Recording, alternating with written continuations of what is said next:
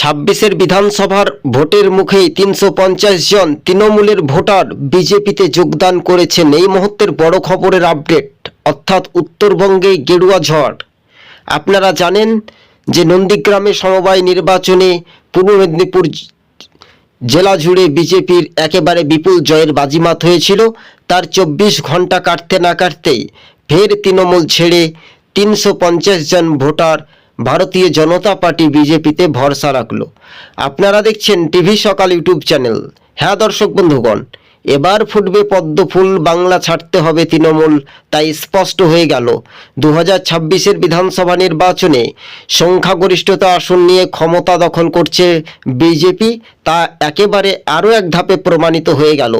চতুর্থবারের জন্য ক্ষমতায় ফিরতে পারবে না রাজ্যের শাসক দল তৃণমূল, কেননা তৃণমূলের দুর্নীতির কারণে।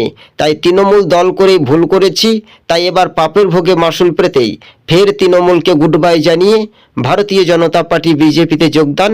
বিগ ব্রেকিং নিউজ, বড় খবরের আপডেট আপনাদেরকে আরও একবার জানিয়ে রাখি।